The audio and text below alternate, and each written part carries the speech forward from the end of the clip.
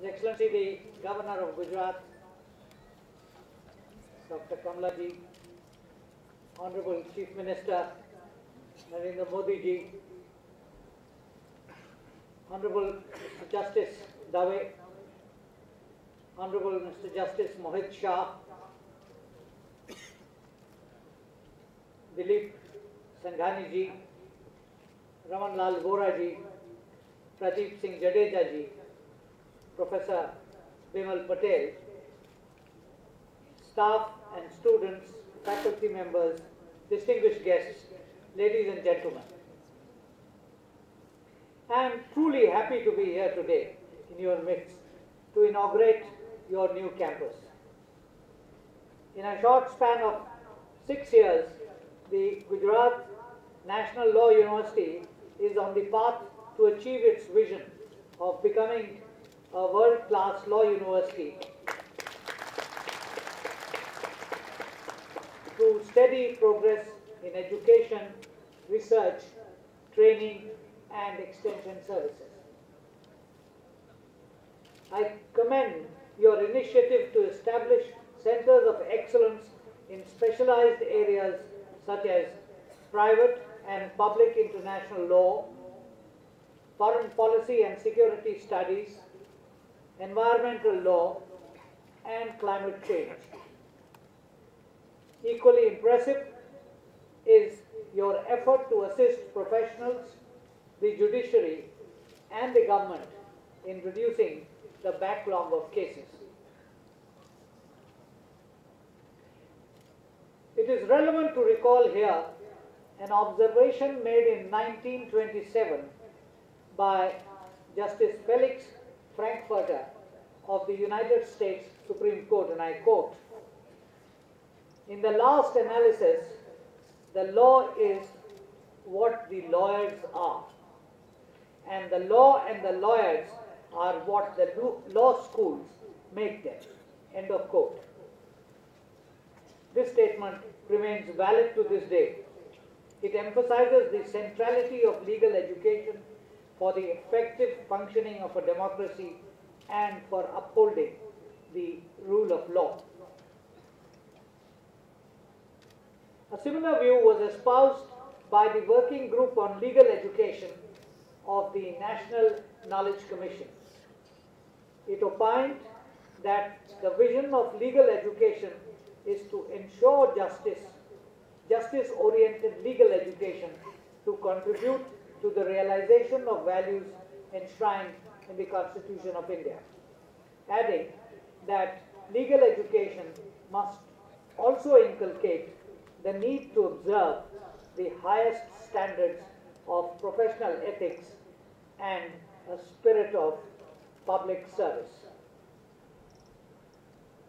The working group felt the role of legal professionals has expanded beyond that of advocates in courts and includes legislators, judges, policymakers, public officials, civil society activists, as well as legal counsel in private sector.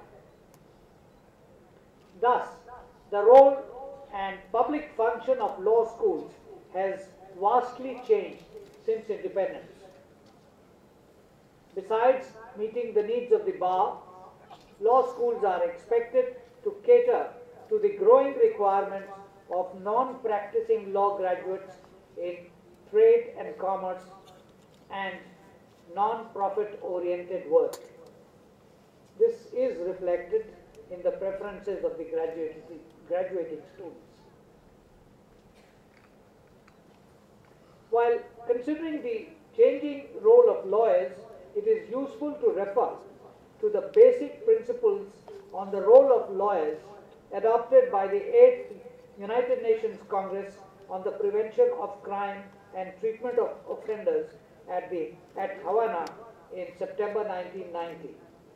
5 of the 29 principles bear repetition here. 1. All persons are entitled to call upon the assistance of a lawyer of their choice to protect and establish their rights and to defend them. 2. Governments shall ensure effective and equal access to lawyers for all persons within their territory without distinction of any kind. 3. Government shall ensure sufficient funding and other resources for legal services to the poor and other disadvantaged persons. Professional associations of lawyers shall cooperate in this regard. 4. Governments and professional associations of lawyers shall promote programs to inform the public about their rights and duties under the law and the important role of lawyers in protecting their fundamental freedoms. Special attention should be given to assisting the poor and other disadvantaged persons so as to enable them to assert their rights. And 5, lawyers in protecting the rights of their clients and in promoting the cause of justice shall seek to uphold human rights and fundamental freedoms recognized by national and international law and shall at all times act freely and diligently in accordance with the law and recognized standards and ethics of the legal profession. Ladies and gentlemen, a look at the legal and judicial landscape around us does bring to mind a few questions. Firstly, is our legal and judicial system able to deliver justice to every citizen, especially the poor and the disadvantaged? Is substantive access to justice diminishing as the cost of quality legal service escalates beyond the reach of the common citizen? Is legal knowledge increasingly being deployed for the rich? Secondly, do those pursuing legal education have public service orientation and social engagement? Are they being inculcated with such an orientation at our law schools? And thirdly, can we speak of justice delivery when the process takes 2 or 3 decades to reach finality? Let us take the last issue first. Today, there is a pendency of over 56,000 cases in the Supreme Court of India, of which around 36,000 are arrears constituting cases which are more than 1 year old. The pendency in the High Courts and subordinate courts as of 31st December 2010 was around 3.2 crore cases, of which around 85 lakh cases are over 5 years old. Reasons for delay in justice delivery are well known. Excessive adjournments are a primary cause. Other reasons are shortage of resources and capacity, long-winded arguments by counsels, inadequate judge strength, delay in filling up vacancies, and disproportionate concentration of work among some members of the bar. Furthermore, alternate dispute resolution has not succeeded to the extent it ought to have. And the Honorable Chief Minister just briefed me about the progress which has been made in the state of Gujarat. The Supreme Court recently bemoaned the frequent adjournments for the flimsiest of reasons in the case Shiv Kotex versus Tirgun Auto. The Honorable Judges said, and I quote, "It is sad but true that the litigants seek and the courts grant adjournments at the drop of the hat. Adjournments have grown like cancer, corroding the entire body of the justice delivery system."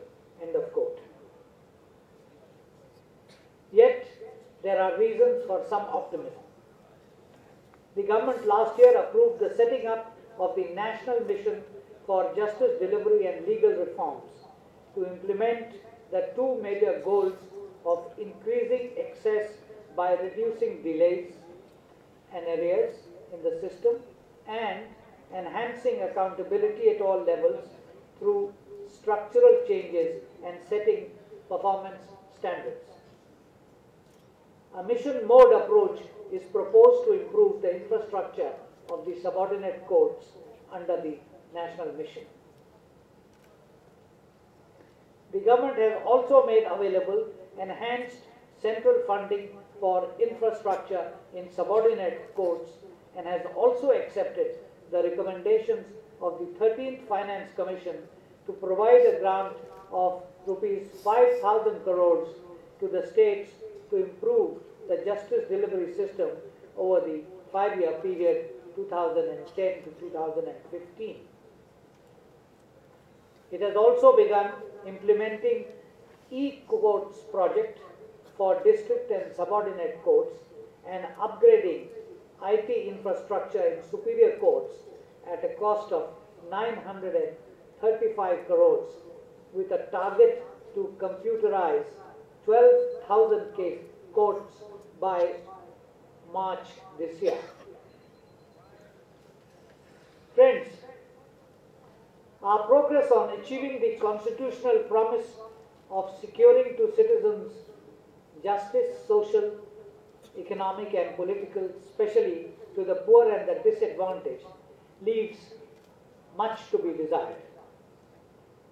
In many instances, it is the state that is the biggest and enduring litigator, forcing citizens and businesses to sustain substantive and notional losses as cases drag on in the labyrinthine justice delivery system. The certainty of long gestation for resolution coupled with heavy costs to sustain the legal process has given large corporate and business entities added incentives to threaten or institute legal proceedings on civil matters. It is usually the individual citizen and the poor and the marginalized amongst them who bear the brunt of inadequate or non-existent alternate dispute resolution mechanisms and extended judicial processes. Litigators, some of whom are compulsive in the Indian context, have not fully internalized the externalities of their actions, especially because of the long delays in delivery of justice and because they escape the full liability of the harm they cause to those at the receiving end of their litigation, as also to the public good. The deterrent impact of an effective law of torts is rarely felt and has been to the detriment of the citizen.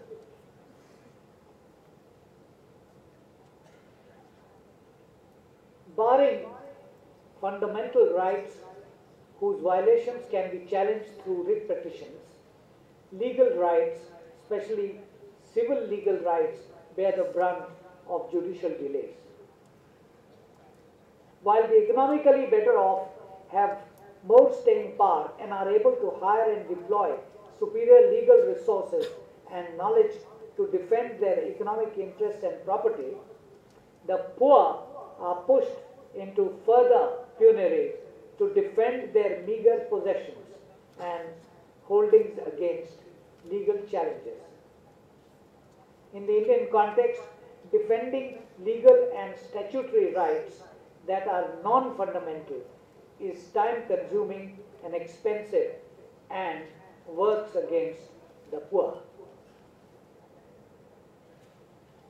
There is one other aspect of the matter.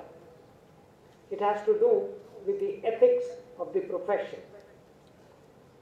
The Law Commission of India, in its report number 230 of August 2009, has presciently noted that the ethics of lawyers has also become questionable. The report states that though there is a bar council that has to look after ethics of lawyers, it has rarely taken action against tainted lawyers. The need for introspection is imperative and should lead to an ethical renewal in actual practice. Friends, besides teaching and research, the academia is an arena for inculcating a culture of professional responsibility, ethical behavior, and public and community service among legal professionals. It is the place to make young entrants to the profession realize the importance of social responsibility in the practice of law and emphasize the social functions of legal institutions. The behavior of young students here remains the guiding light for their later careers as lawyers and judges. It is here that one should be made to realize that the legal profession should be a helping and caring one and not a selfish or exploitative one. I am confident that the Gujarat National Law University would lead in imbibing a culture of community and public service amongst its graduates and adopt a leadership role in emphasizing professional excellence and ethical conduct. I thank the Honorable Chief Minister and the Director of the University for inviting me to today's function, and I wish you all every success in your future endeavors. Jai Hind.